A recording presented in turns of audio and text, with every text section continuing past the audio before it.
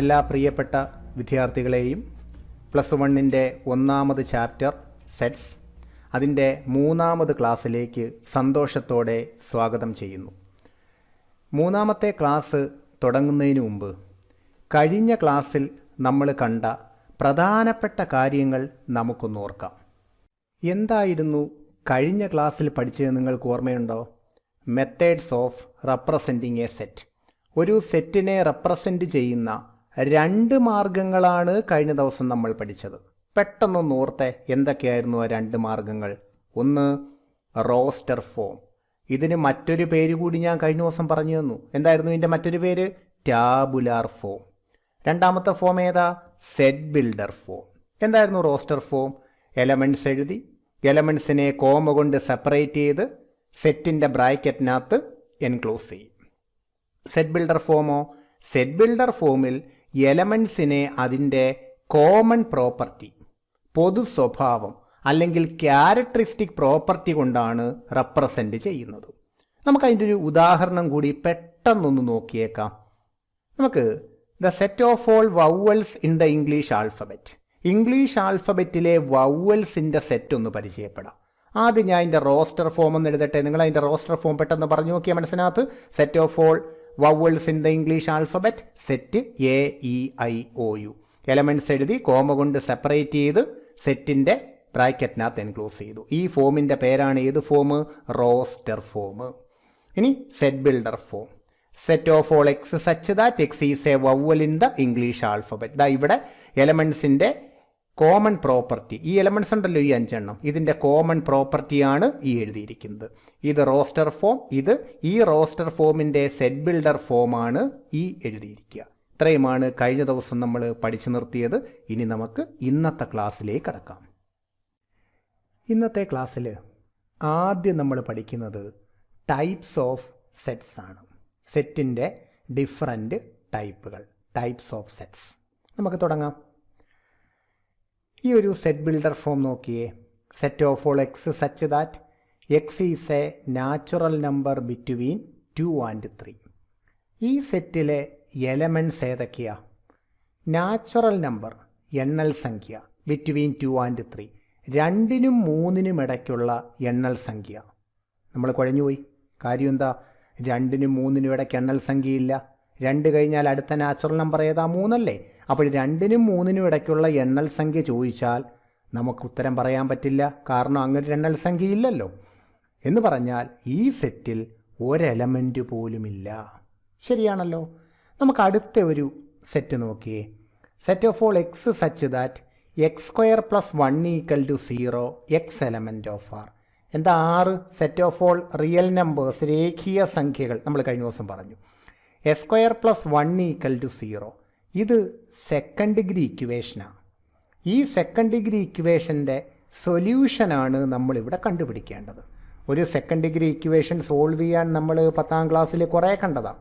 നമ്മൾ ആ 10ൽ കണ്ട കണക്ക് ഇതൊന്ന് ചെയ്തു നോക്കിയാലോ. അതിൻ്റെ സൈഡിലോട്ട് ഈ x² + 1 = 0 അതാണ്ട് ഈ സെക്കൻഡ് ഡിഗ്രി ഇക്വേഷൻ എഴുതി. ഇതിൻ്റെ സോൾവ് ചെയ്തിട്ട് ഇതിൻ്റെ എക്സിൻ്റെ വാല്യൂ കാണാൻ പോവാണേ. ആദ്യം നമ്മൾ ഈ +1 അപ്പുറം വെച്ച് -1 ആക്കണം. അപ്പോൾ x² = -1. x² -1 ആണെങ്കിൽ അതിൽ നിന്ന് എക്സിൻ്റെ വാല്യൂ കാണാൻ √-1 എടുത്താൽ പോരെ. ഈ സ്റ്റെപ്പ് 3 ക്ലിയർ ആയല്ലോ. x² + 1 = 0 ഈ ഇക്വേഷൻ എടുത്തു. എന്നിട്ട് +1 സമത്തിനപ്പുറം പോയപ്പോൾ -1 ആയി. x² -1 ആണെങ്കിൽ എക്സിൻ്റെ വാല്യൂ √-1. ഇവിടെ വീണ്ടും പ്രശ്നം വന്നു. റൂട്ടിനകത്ത് നെഗറ്റീവ് നമ്പർ വന്നു. കുഴപ്പമാ? എന്താ കാര്യം? നെഗറ്റീവ് നമ്പറിന് റിയൽ റൂട്ട് ഇല്ല എന്ന് നമുക്കറിയാം അല്ലേ? റൂട്ടിനകത്ത് നെഗറ്റീവ് നമ്പർ വന്നാൽ അതിന് റിയൽ റൂട്ട് കണ്ടുപിടിക്കാൻ പറ്റില്ല. എന്ന് പറഞ്ഞാൽ ഈ ഇക്വേഷൻ നമുക്ക് സോൾവ് ചെയ്യാൻ പറ്റുന്നില്ല. സോൾവ് ചെയ്തപ്പോൾ എക്സിന് വാല്യൂ ഒന്നും തന്നെ കിട്ടിയില്ല. സെക്കൻഡ് ഡിഗ്രി ഇക്വേഷൻ പഠിച്ചപ്പോൾ b² - 4ac നെഗറ്റീവ് ആകുമ്പോൾ ഇത് കണക്കൊരു പ്രശ്നമുണ്ടെന്ന് നമുക്കറിയാം അല്ലേ? അതിന് റിയൽ റൂട്ടുകൾ ഒന്നും തന്നെ ഇല്ല.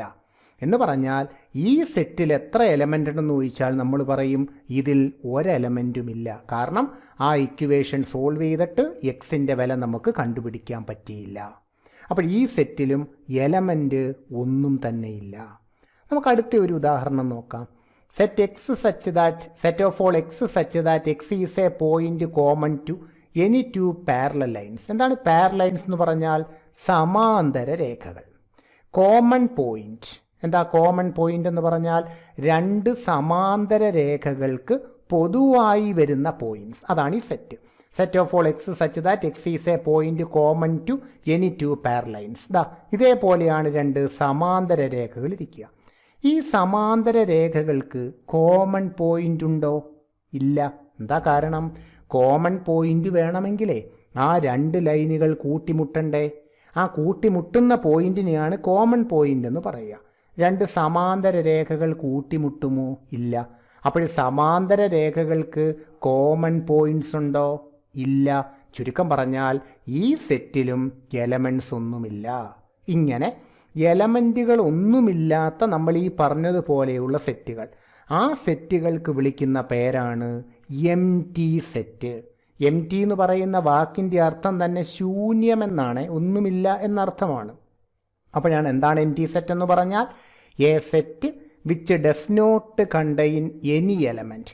ഒരെലമെൻറ്റും ഇല്ലാത്ത set is called empty set or the null set or the void set. ഈ എം ടി സെറ്റിനെ തന്നെയാണ് നമ്മൾ നൾ സെറ്റ് എന്ന് വിളിക്കുക. അതിൻ്റെ മറ്റൊരു പേരാണ് വോയിഡ് സെറ്റ്. അപ്പോൾ എം ടി സെറ്റ് അതിൻ്റെ മറ്റൊരു പേര് പറ, നൾ സെറ്റ് അതിൻ്റെ മറ്റൊരു പേര് വോയിഡ് സെറ്റ്. അപ്പോഴെന്താണ് എം ടി സെറ്റ്? എലമെൻറ്റുകൾ ഒന്നുമില്ലാത്ത സെറ്റിന് വിളിക്കുന്ന പേരാണ് empty set. Empty സെറ്റിൽ ഒരെലമെൻറ്റും കാണില്ല. ഈ മുകളിൽ പറഞ്ഞ മൂന്ന് സെറ്റുകളും എം ടി സെറ്റാണ്. കാരണം ഈ മൂന്ന് സെറ്റിലും ഒരു എലമെൻറ്റ് പോലും ഇല്ല. അപ്പോഴെന്താണ് empty set? A set which does not contain any element. ഒരെലമെൻറ്റും ഇല്ലാത്ത സെറ്റിന് വിളിക്കുന്ന പേരാണ് എം ടി സെറ്റ്. അതിൻ്റെ മറ്റ് രണ്ട് പേരുകൾ കൂടി പഠിച്ചിരിക്കുക, നൾ സെറ്റ്, വോയിഡ് സെറ്റ്. ഇതൊക്കെ എം ടി സെറ്റിൻ്റെ മറ്റ് പേരുകളാണ്, നൾ സെറ്റ്, വോയിഡ് സെറ്റ്. ഇനി it is denoted by. Null സെറ്റിനെ നമ്മൾ എങ്ങനെയാണ് ഡിനോട്ട് ചെയ്യുക? ഈ രണ്ട് സിമ്പൽ ഉപയോഗിച്ചാണ് നൾ സെറ്റിനെ ഡിനോട്ട് ചെയ്യുക. ഈ സിമ്പൽ അല്ലെങ്കിൽ ഈ രണ്ടാമത്തെ സിമ്പൽ. ഇത് കണ്ടല്ലോ, ഒരു സീറോ പോലെ എഴുതി അതിൻ്റെ നടുക്കൂടെ മോളിയും താഴേക്കൊരു വരയിടും. ഇതാണ് നൾ സെറ്റിൻ്റെ ഒരു സിമ്പൽ. അല്ലെങ്കിൽ ഇതേപോലെ സെറ്റിൻ്റെ സിമ്പൽ മാത്രം ഇടുക. അതിനകത്ത് എലമെൻ്റ് ഒന്നും ഇല്ല കേട്ടോ, അതായത് കാലിയായിട്ടിരിക്കുന്നത്. ഈ രണ്ട് സിമ്പലും നൾ സെറ്റിൻ്റെ സിമ്പലാണ്. അപ്പോൾ നൾ സെറ്റ് എന്ന് എഴുതാൻ പറഞ്ഞാൽ ഈ രണ്ട് സിമ്പലിൽ ഏത് വേണമെങ്കിലും നിങ്ങൾക്ക് ഉപയോഗിക്കാം. ഒന്ന് ഇത് ഇങ്ങനെ എഴുതി ഒരു റൗണ്ട് ഇട്ടിട്ട് മോളിയും താഴേക്ക് ഇങ്ങനെ ഒരു വരയിടും. ഇതൊരു സിമ്പൽ. പിന്നെ സെറ്റ് മാത്രം എഴുതിയാൽ, അകത്തൊന്നും ഇല്ലാതെ എഴുതിയാൽ ഇത് നൾ സെറ്റിൻ്റെ മറ്റൊരു സിമ്പലാണ്. ഇത് എഴുതുമ്പോൾ ഒരു ചെറിയ അബദ്ധം പറ്റും കേട്ടോ. എന്താണെന്ന് പറഞ്ഞാൽ ചിലതാണ്ട് ഇങ്ങനെ എഴുതും എന്ന് പറഞ്ഞാലേ ഈ സിമ്പൽ ഉണ്ടല്ലോ ഈ സെറ്റിനകത്ത് കയറ്റി ഇങ്ങനെ ഇടും. ശ്രദ്ധിക്കുക, ഇങ്ങനെ ഒരിക്കലും എഴുതരുത്. കാരണം ഇത് നൾ സെറ്റിൻ്റെ സിമ്പലല്ല. അപ്പോൾ നൾ സെറ്റ് എന്ന് പറഞ്ഞാൽ ഈ കിടക്കുന്നത് പോലെ നിങ്ങളൊരു കാരണവശാലും എഴുതാൻ പാടില്ല. കാരണം ഇതൊരിക്കലും എന്തല്ല, നൾ സെറ്റല്ല. ടൈപ്സ് ഓഫ് സെറ്റ്സ് ആണ് നമ്മൾ പഠിച്ചുകൊണ്ടിരിക്കുന്നത്. അതിൽ ആദ്യത്തെ ടൈപ്പ് നമ്മൾ പഠിച്ചു കഴിഞ്ഞു, എം ടി സെറ്റ്. ഇനി നമ്മൾ സെറ്റിൻ്റെ അടുത്ത ടൈപ്പിലേക്ക്. അണ്ട് ഇതൊന്ന് വായിച്ചേ. The set of natural numbers less than 100. 100-നേക്കാൾ ചെറിയ നാച്ചുറൽ നമ്പേഴ്സ് ഏതൊക്കെയാ? 1, 2, 3 എക്സെട്ര 99 വരെ, 1 മുതൽ 99 വരെ. ഈ സെറ്റിൽ എത്ര എലമെൻറ്റ്സ് ഉണ്ട്? 99. നമുക്ക് അടുത്തൊരെണ്ണം, the set of prime numbers less than 10. 10-നേക്കാൾ ചെറിയ പ്രൈം നമ്പേഴ്സ് ഏതൊക്കെയാ? 2, 3, 5, 7. എത്ര എണ്ണം ഉണ്ട്? 4 എലമെൻറ്റ്സ് ഉണ്ട് ആ സെറ്റിൽ. ശരിയാണേ. അടുത്ത the set of animals living on the earth. എർത്തിൽ ജീവിക്കുന്ന അനിമൽസിൻ്റെ സെറ്റ്. ഇതിൽ എത്ര എലമെൻറ്റ്സ് കാണും? അപ്പോൾ നമ്മൾ ആലോചിക്കുമ്പോൾ എർത്തിൽ ഒരുപാട് അനിമൽസ് ഉണ്ടല്ലോ. അതിൻ്റെ എണ്ണം എന്ന് പറയുന്നത് പെട്ടെന്ന് ആലോചിച്ചാൽ നമുക്ക് കിട്ടില്ല. പക്ഷേ നമ്മൾ എണ്ണുകയാണെങ്കിൽ ഒരുപാട് സമയമെടുക്കും, ചിലപ്പം ദിവസങ്ങളോളം എടുത്താലും നമ്മൾ എണ്ണുകയാണെങ്കിൽ ഉറപ്പായിട്ടും അതിനൊരു ആൻസർ ഉണ്ടാകും. ഒരു നാച്ചുറൽ നമ്പർ അതിൻ്റെ ആൻസറായി കിട്ടും. അത് വളരെ വലിയ ഒരു സംഖ്യ ആയിരിക്കും കേട്ടോ, എന്തോ ആവട്ടെ. എന്നാലും നമ്മൾ എണ്ണിയാൽ അതിനൊരു ഉത്തരം നമുക്ക് ഉറപ്പായും കിട്ടും. ഇങ്ങനെയുള്ള സെറ്റുകൾ. ഈ സെറ്റുകളുടെ എല്ലാം പ്രത്യേകത ഇതിലെ അംഗങ്ങളുടെ എണ്ണം, നമ്പർ ഓഫ് എലമെൻറ്റ്സ്, അത് പരിമിതമാണ്. അതാണ് എൻ്റെ കറക്റ്റ് മലയാളം വാക്ക്. പരിമിതമാണ്, ഫൈനേറ്റാണ്, പരിമിതമാണ്. ഇങ്ങനെയുള്ള സെറ്റുകൾക്ക് വിളിക്കുന്ന പേരാണ് ഫൈനേറ്റ് സെറ്റ്സ്. ഇതാണ് നമ്മളുടെ അടുത്ത സെറ്റ്, ഫൈനേറ്റ് സെറ്റ്സ്. ഇതിൻ്റെ മലയാളമാണ് പരിമിത ഗണം. അതായത് A set which is M T. ഒന്നുകിൽ ആ സെറ്റ് എം ടി ആയിരിക്കണം. എന്താ എം ടി സെറ്റ്? നമ്മൾ നേരത്തെ പറഞ്ഞു, എലമെൻറ്റ്സ് ഒന്നുമില്ലാത്ത സെറ്റ്. അല്ലെങ്കിൽ consist of A definite number of elements is called finite set. എന്താ അതിൻ്റെ അർത്ഥം? ആ സെറ്റിൽ ഡെഫിനിറ്റ് നമ്പർ ഓഫ് എലമെൻറ്റ്സ് ഉണ്ടാവണം. ഇതാ നമ്മൾ നേരത്തെ പറഞ്ഞതിനകത്തെല്ലാം ഒരു ഡെഫിനിറ്റ് നമ്പർ ഓഫ് എലമെൻറ്റ്സ് നമുക്കതിൽ കണ്ടുപിടിക്കാൻ കഴിയും. അങ്ങനെയുള്ള സെറ്റുകളുടെ പേരാണ് ഫൈനൈറ്റ് സെറ്റ്. അതായത് എണ്ണുകയാണെങ്കിൽ അതിനൊരു അവസാനമുണ്ടാകണം, അതിൽ നമ്പർ ഓഫ് എലമെൻറ്റ്സ് ഫൈനൈറ്റ് ആവണം, അതിന് ഡെഫിനിറ്റ് നമ്പർ ഓഫ് എലമെൻറ്റ്സ് ഉണ്ടാവണം. ഇങ്ങനെ പല രീതിയിൽ നമുക്കതിനെ മാറ്റിയും തിരിച്ചും പറയാം. ഈ സെറ്റുകളെ നമ്മൾ വിളിക്കുന്ന പേരാണ് ഫൈനൈറ്റ് സെറ്റ്. ഈ മുകളിൽ പറഞ്ഞിരിക്കുന്ന ഈ 3 സെറ്റുകളും ഫൈനൈറ്റാണ്. എണ്ണിയാൽ അതിനൊരവസാനമുണ്ടാകും, എണ്ണി തിട്ടപ്പെടുത്താൻ കഴിയും. എണ്ണാൻ നമുക്ക് ഒരുപാട് സമയമെടുക്കും, ചിലപ്പം ദിവസങ്ങളോളം മാസങ്ങളോളം. സമയം ഒരു പ്രശ്നമല്ല, എണ്ണാൻ കഴിയണം. എണ്ണിയാൽ അതിനൊരു അവസാനമുണ്ടാവണം, അതിൻ്റെ നമ്പർ ഓഫ് എലമെൻറ്റ്സ് ഡെഫിനിറ്റ് ആവണം. അങ്ങനെ A set which is M T or consist of A definite number of elements is called finite set. ഈ മോളിൽ പറഞ്ഞ എക്സാമ്പിളുകളെല്ലാം ഫൈനൈറ്റ് സെറ്റിൻ്റെ എക്സാമ്പിൾസ് ആണ്. ഫൈനൈറ്റ് എന്ന വാക്കിൻ്റെ മലയാളം മറക്കരുത്, പരിമിതം എന്നാണ്. പരിമിത ഗണം, അംഗങ്ങളുടെ എണ്ണം പരിമിതമാകണം. ഇനി ഒരു പ്രധാന കാര്യം, the number of elements of A finite set capital A എന്ന സെറ്റ് ഉണ്ടല്ലോ, അതിലെ നമ്പർ ഓഫ് എലമെൻറ്റ്സ് അതിനെ നമ്മൾ ഇങ്ങനെ ഡിനോട്ട് ചെയ്യുക. സ്മാൾ എൻ എഴുതി ബ്രാക്കറ്റിൽ എ എന്നെഴുതും. ഇത് വായിക്കുന്നത് എൻ ഓഫ് എ എന്നാണ് വായിക്കുക. എങ്ങനെ വായിക്കിയത്? N of A. ഇതിൻ്റെ അർത്ഥം number of elements of A, എയുടെ നമ്പർ ഓഫ് എലമെൻറ്റ്സ് എന്നാണ് ഇതിൻ്റെ അർത്ഥം. എൻ ഓഫ് എ മീൻസ് എയിലെ നമ്പർ ഓഫ് എലമെൻറ്റ്സ്. അങ്ങനെ എൻ ഓഫ് എ എഴുതണമെങ്കിൽ എ എന്തൊരു സെറ്റ് ആവണോ? അത് ഫൈനൈറ്റ് സെറ്റ് ആവണമെങ്കിലല്ലേ നമുക്കതിലെ നമ്പർ ഓഫ് എലമെൻറ്റ്സ് പറയാൻ കഴിയുകയുള്ളൂ. അപ്പോൾ എ ഒരു ഫൈനൈറ്റ് സെറ്റ് ആണെങ്കിൽ അതിൽ നമ്പർ ഓഫ് എലമെൻറ്റ്സിൻ്റെ സിമ്പലാണ് ഇത് എൻ ഓഫ് എ.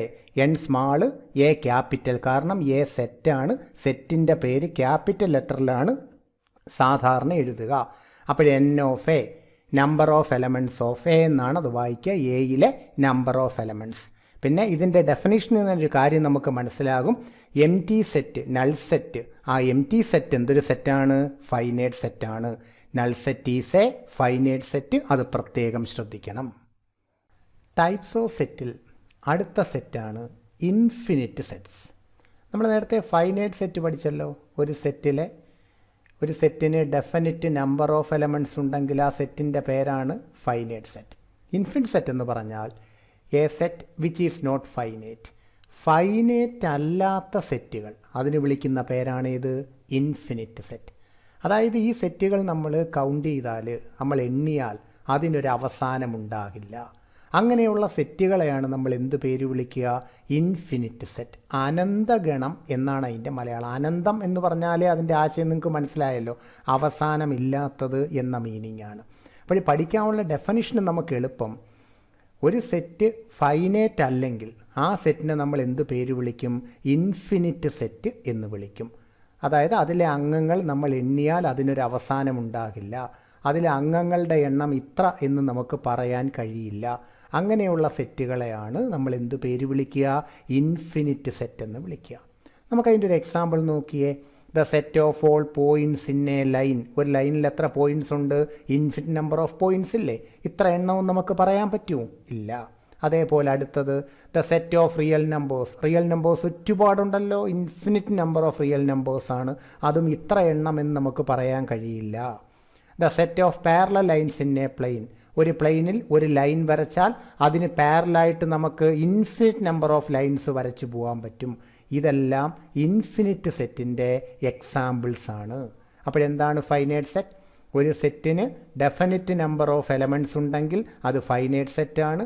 ഒരു സെറ്റ് ഫൈനൈറ്റ് അല്ലെങ്കിൽ ആ സെറ്റിന് വിളിക്കുന്ന പേരാണ് ഇൻഫിനിറ്റ് സെറ്റ്. ഇനി അടുത്ത സെറ്റിൻ്റെ പേരാണ് ഇക്വിവലൻ്റ് സെറ്റ്സ്. ഇക്വിവലൻ്റ് സെറ്റ്സ് അത് എളുപ്പമാണ്. Two finite set A and B are equivalent if they have same number of elements. എന്തു മനസ്സിലായി?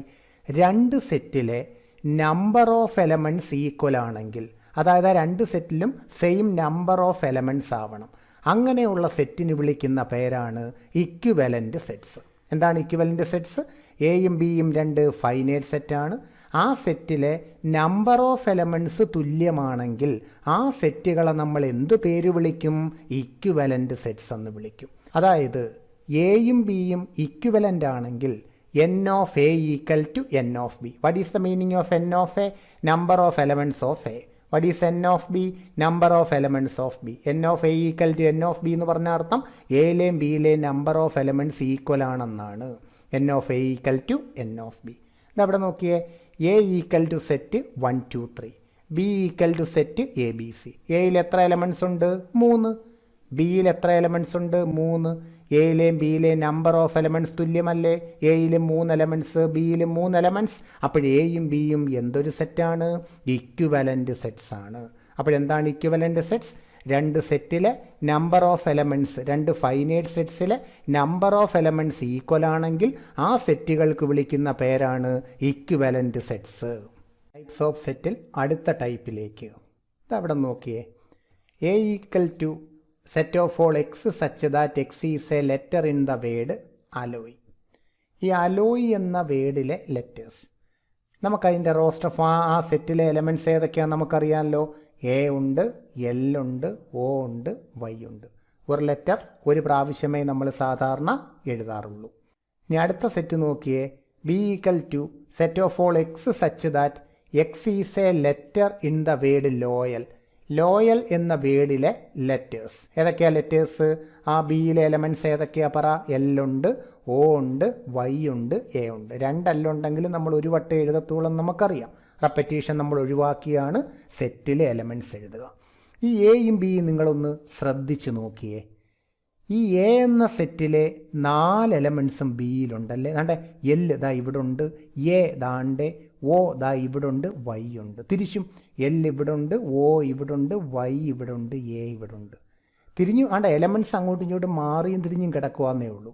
ഇതിലും 4 എലമെൻറ്റ്സ്, ഇതിലും 4 എലമെൻറ്റ്സ്. എയിലെ എല്ലാ എലമെൻറ്റ്സ് എവിടെയുണ്ട്? ബിയിലുണ്ട്. ബിയിലെ എല്ലാ എലമെൻറ്റ്സ് എവിടെയുണ്ട്? എയിലുണ്ട്. അപ്പോൾ ഈ എയും ബിയും 2 സെറ്റുകൾ നോക്കിയപ്പോൾ നമുക്ക് മനസ്സിലായത് every element of A is an element of B. എയിലെ എല്ലാ എലമെൻറ്റ്സും ബിയിലുണ്ട്. തിരിച്ചും and every element of B is an element of A. ബിയിലെ എല്ലാ എലമെൻറ്റ്സും നമുക്ക് എവിടെ കാണാം? എയിൽ കാണാം. ഇങ്ങനെ 2 സെറ്റുകൾ. ഈ 2 സെറ്റുകളുടെ പ്രത്യേകത they have exactly the same elements. ഈ 2 സെറ്റിലും ഒരേ എലമെൻറ്റ്സ് തന്നെയാണ്. ഇങ്ങനെയുള്ള സെറ്റുകളെ നമ്മൾ വിളിക്കുന്ന പേരാണ് ഈക്വൽ സെറ്റ്സ്. ആ ഈക്വൽ എന്ന വാക്കിൻ്റെ അർത്ഥം കേൾക്കുമ്പോഴേ നിങ്ങൾക്ക് മനസ്സിലാവും തുല്യം എന്നാണ്. ഈ 2 സെറ്റുകളും തുല്യമാണ്. എന്താ കാരണം? രണ്ടിലും ഒരേ എലമെൻറ്റ്സ് ആണ്. ഓർഡർ മാറുന്നത് കൊണ്ട് ഒരു കുഴപ്പവുമില്ലെന്ന് സെറ്റിൻ്റെ നിർവചനം പഠിച്ച ദിവസം തന്നെ നമുക്കറിയാം. എ എൽ ഒ വൈ തന്നെയാണ് L O Y A. Order മാറിക്കിടക്കുന്നതേ ഉള്ളൂ. അപ്പോഴെന്താണ് equal sets? 2 sets A and B are said to be equal if they have exactly the same elements. 2 സെറ്റിൽ ഒരേ എലമെൻറ്റ്സ് തന്നെയാണെങ്കിൽ ആ സെറ്റുകൾക്ക് നമ്മൾ വിളിക്കുന്ന പേരാണ് ഈക്വൽ സെറ്റ്സ്. ഈക്വൽ തുല്യം എന്നാണ് അതിൻ്റെ മലയാള അർത്ഥം. If A and B are equal sets then we write A is equal to B. എയും ബിയും ഈക്വൽ സെറ്റ്സുകളാണെങ്കിൽ നമുക്ക് എന്തെഴുതാം? എ സമം ബി എന്നെഴുതാം. അപ്പോഴെന്താണ് ഈക്വൽ സെറ്റ്സ്? 2 സെറ്റിൽ എക്സാക്ട്ലി സെയിം എലമെൻറ്റ്സ് വരണം. അങ്ങനെയാണെങ്കിൽ ആ സെറ്റുകളെ നമ്മൾ ഈക്വൽ സെറ്റ്സ് എന്ന് വിളിക്കും.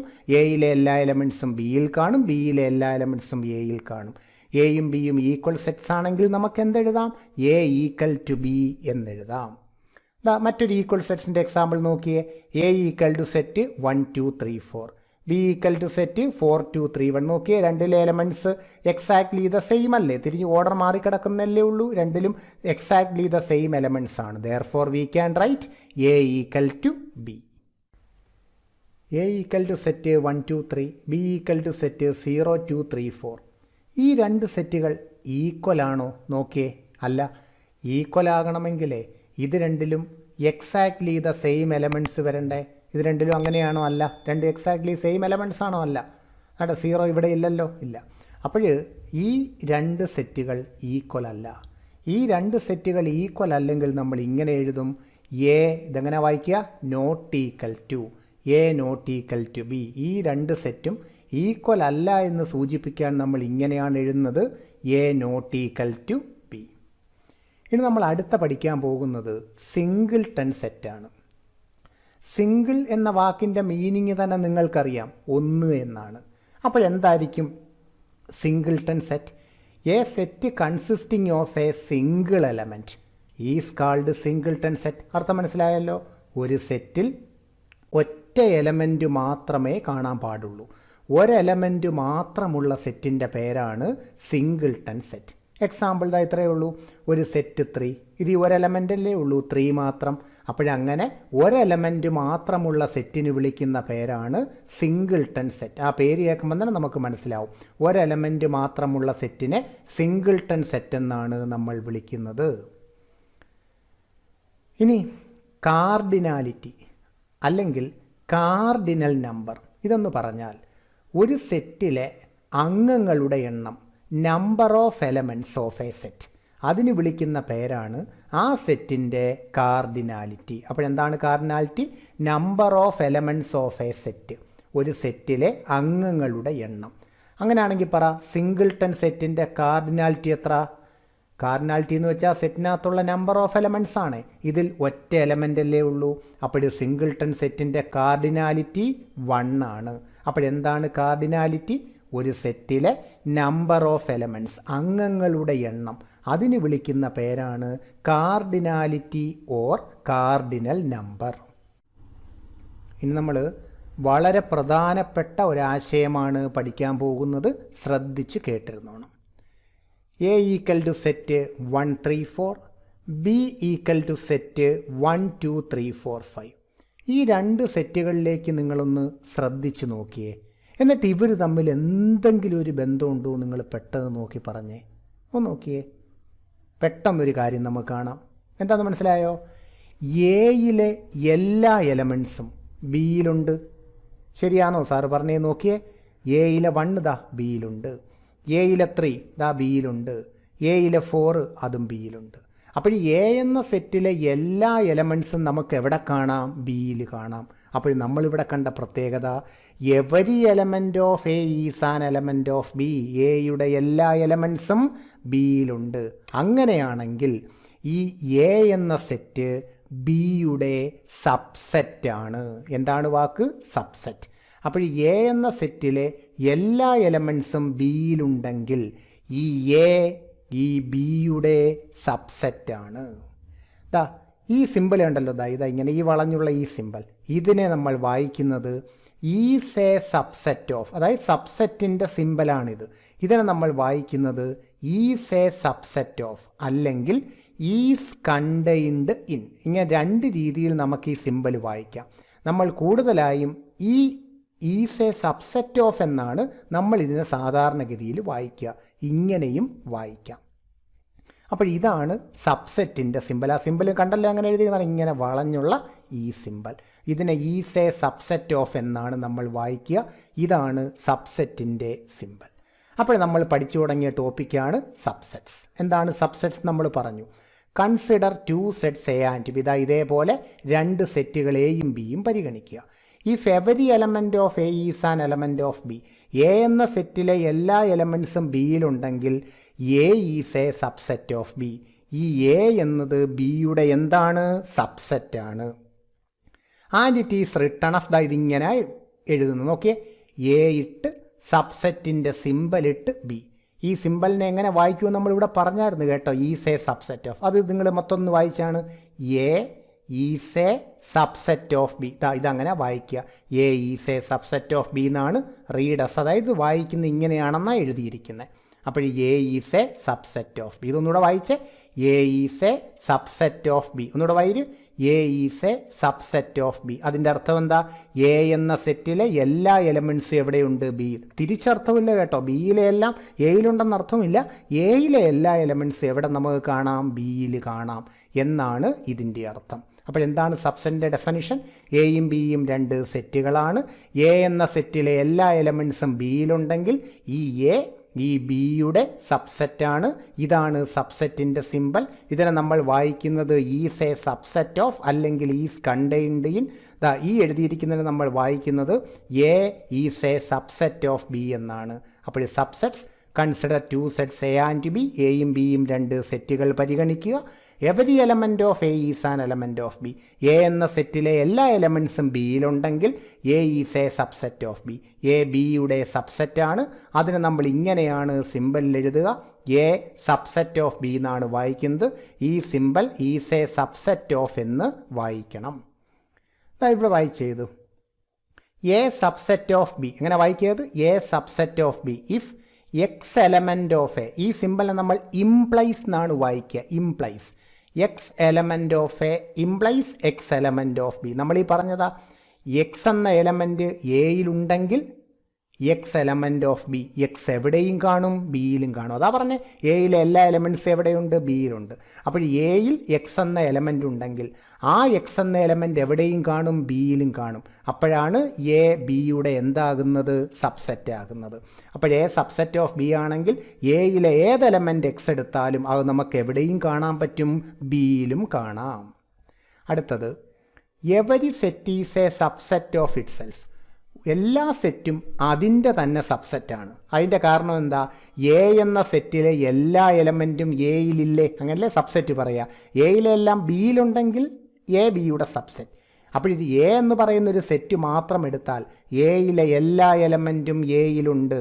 അങ്ങനെയാണെങ്കിൽ എ എയുടെ തന്നെ സബ്സെറ്റാണ്. അതാണ് ഈ പറഞ്ഞത്, ഒരു സെറ്റ് അതിൻ്റെ തന്നെ സബ്സെറ്റാണ്. എല്ലാ സെറ്റുകളും ആ സെറ്റിൻ്റെ തന്നെ സബ്സെറ്റാണ്. Every set is a subset of itself. അത് കണക്കടുത്തത് null set is a subset of every set. എല്ലാ സെറ്റിൻ്റെയും സബ്സെറ്റാണ് നൾ സെറ്റ് അല്ലെങ്കിൽ എം ടി സെറ്റ്. അതായത് എലമെൻ്റ് ഒന്നും ഇല്ലാത്ത സെറ്റ് ഉണ്ടല്ലോ, null set, empty set. അത് എല്ലാ സെറ്റിൻ്റെയും സബ്സെറ്റാണ്. Null set is a subset of A. അതിൻ്റെ കാരണം നൾ സെറ്റ് ഒരു എലമെൻറ്റും ഇല്ലല്ലോ. അപ്പോൾ പിന്നെ അതിനെക്കുറിച്ച് ആലോചിക്കേണ്ട. നൾ സെറ്റ് എല്ലാ സെറ്റിൻ്റെയും സബ്സെറ്റ് ആയിരിക്കും. ഇനി if A is a subset of B and B is a subset of A. ഇതിൻ്റെ അർത്ഥം പറ. A is a subset of B എന്ന് പറഞ്ഞാൽ എയിലെ എല്ലാ എലമെൻറ്റ്സും ബിയിലുണ്ട്. ബി സബ്സെറ്റ് ഓഫ് എ എന്ന് പറഞ്ഞ അർത്ഥം പറ. ബിയിലെ എല്ലാ എലമെൻറ്റ്സും എയിലുണ്ട്. ഇത് രണ്ടും കൂടെ വരുമ്പോൾ എന്താ സംഭവിക്കുക? എയിലെ എല്ലാ എലമെൻറ്റ്സും ബിയിലുണ്ട്, ബിയിലെ എല്ലാ എലമെൻറ്റ്സും എയിലുണ്ട്. നമ്മൾ നേരത്തെ എവിടെയോ പറഞ്ഞല്ലോ, എയിലെ എല്ലാ എലമെൻറ്റ്സും ബിയിലുണ്ട്, ബിയിലെ എല്ലാ എലമെൻറ്റ്സും എയിലുണ്ടെങ്കിൽ ആ രണ്ട് സെറ്റും ഈക്വൽ ആവണ്ടേ. Then A is equal to B. അപ്പോൾ എ സബ്സെറ്റ് ഓഫ് ബിയും ബി സബ്സെറ്റ് ഓഫ് എയുമാണെങ്കിൽ എയും ബിയും ഈക്വലാണ്. ഈ പറഞ്ഞ 2-3 കാര്യങ്ങൾ പ്രത്യേകം ശ്രദ്ധിക്കുക. ഒരു സെറ്റ് അതിൻ്റെ തന്നെ സബ്സെറ്റായിരിക്കും. എല്ലാ സെറ്റുകളുടെയും സബ്സെറ്റാണ് നൾ സെറ്റ്. 2 പ്രധാന കാര്യങ്ങൾ. ഒരു സെറ്റ് അതിൻ്റെ തന്നെ സബ്സെറ്റാണ്. എല്ലാ സെറ്റുകളുടെയും സബ്സെറ്റാണ് null set. A subset of B and B subset of A ആണെങ്കിൽ എ ഈക്വൽ ടു ബി ആയിരിക്കും. ഇന്നത്തെ ക്ലാസ് നമ്മളിവിടെ നിർത്തുകയാണ്. ഇന്ന് നമ്മൾ പഠിച്ച കാര്യങ്ങൾ പെട്ടെന്ന് നമുക്കൊന്ന് നോക്കിയാലോ. Types of sets. ആദ്യം നമ്മൾ എന്താ പഠിച്ചേ? M T set. ഓർമ്മയുണ്ടല്ലോ, ഒരു സെറ്റിൽ എലമെൻ്റ് ഒന്നുമില്ലെങ്കിൽ ആ സെറ്റിൻ്റെ പേരാണ് empty set. Finite set. ഒരു സെറ്റിൽ ഡെഫിനിറ്റ് നമ്പർ ഓഫ് എലമെൻറ്റ്സ് ഉണ്ടാവണം. ഒരു സെറ്റ് ഫൈനൈറ്റ് അല്ലെങ്കിൽ അതിൻ്റെ പേരാണ് ഇൻഫിനിറ്റ് സെറ്റ്. Equivalent sets. 2 സെറ്റിലെ നമ്പർ ഓഫ് എലമെൻറ്റ്സ് ഈക്വൽ ആണെങ്കിൽ ആ സെറ്റുകൾക്ക് വിളിക്കുന്ന പേരാണ് ഇക്വലൻ്റ് സെറ്റ്സ്. Equal sets. 2 സെറ്റ്സിൽ എക്സാക്ട്ലി ദ സെയിം എലമെൻറ്റ്സ് ഉണ്ടാവണം. Singleton set. ഒരു സെറ്റിൽ ഒരു എലമെൻറ്റ് മാത്രമേ ഉള്ളെങ്കിൽ ആ സെറ്റിൻ്റെ പേരാണ് singleton set. Cardinality of a set. ഒരു സെറ്റിലെ നമ്പർ ഓഫ് എലമെൻറ്റ്സ്, അംഗങ്ങളുടെ എണ്ണം, അതിന് വിളിക്കുന്ന പേരാണ് കാർഡിനാലിറ്റി. സബ്സെറ്റ്സ്. എയും ബിയും 2 സെറ്റുകളാണ്. എയിലെ എല്ലാ എലമെൻറ്റ്സും ബിയിലുണ്ടെങ്കിൽ എ ബിയുടെ സബ്സെറ്റാണ്. ഇത്രയുമാണ് നമ്മൾ ഇന്ന് പഠിച്ച പ്രധാനപ്പെട്ട കാര്യങ്ങൾ. ഈ ചാപ്റ്ററിൻ്റെ ബാക്കി പോർഷനുമായി അടുത്ത ക്ലാസ്സിൽ നമുക്ക് വീണ്ടും കാണാം.